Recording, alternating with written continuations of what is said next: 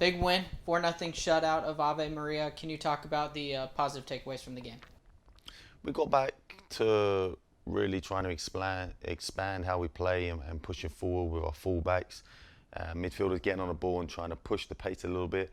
I still thought we really didn't play as fast as we should have and slowed the game down more than we needed to. But everyone got to play. We scored two in the first half, two in the second half. It was a really good controlled performance by us, and obviously getting a clean sheet is extremely good and can only help us moving forward. And then you talked about that midfield possession, and then that also translated into 2 goals in each half. Can you talk about maybe how that mid-play field into a little bit more depth of how that was beneficial and how it translated in going into the attacking half and getting 4 different goals? I changed a few things around. We have so many new players that we really thought we had everything figured out in the start of the season with everything going so well. But that time with some injuries and players being out, we had a hard time just finding some consistency. So really, with so many new players, we had a full sense of security with things going so well so early. And I think we're kind of figuring out what works and who goes well. We got a lot of good players, but it seems we're still just trying to figure out where the best place is for individual players. And so we're figuring those out as we go along. And it's in that game we saw some good things from some players in different positions that haven't played in. If it's just a small tweak. And I know you like taking it one game at a time, but 2 games left. You control your own destiny. Can you talk about the still keeping that one game at a time mentality, but also understanding there are 2 games left? First and foremost is Wednesday. If we don't do what we have to do Wednesday, we don't control anything. So we need to make sure we go out to Weber. They're going to be a tough team. Brian is a new coach there also, so he's trying to build something. I think they've been a little up and down, similar to us, even though we sit above them. So we need to expect a hard-fought game. They're not going to roll over for us. They're going to put up a fight.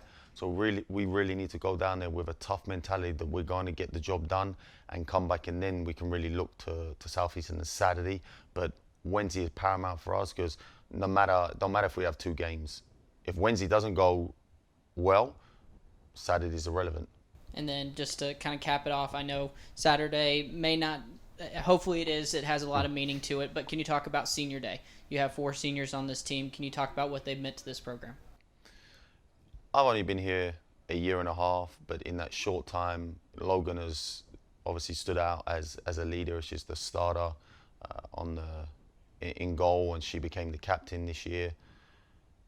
She leads by example with her effort and personality, galvanizing the team.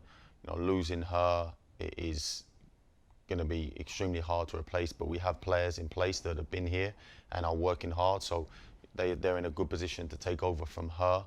But she's given a lot to this program, and I'm eternally grateful for what she's been able to do. We have Anna, who obviously is going to be a big loss. You really got 2 sides here. You've got the starting goalkeeper and the forward who is our leading scorer. So replacing them is my job, and I'm going to be out there searching and looking and trying to find the replacement, obviously, for Anna. We don't really have a natural replacement for her. We have good players, but we need a finisher in front of goal. Well, then we have Moa and Riley, who, Moa's been injured a lot this year, and Riley hasn't played as much as she has been, but she's instrumental in helping the team. She's a great teammate. So all of them are going to be big losses, and fortunately, it's not like last year where you're bringing in 17, 18 new players and they're really setting the tone. Now it's about bringing in 4, 5, 6 players who just come in and able to transition into what we already have, and it should be a smoother transition and easier to pick up exactly what we've done, and we're not learning something totally new.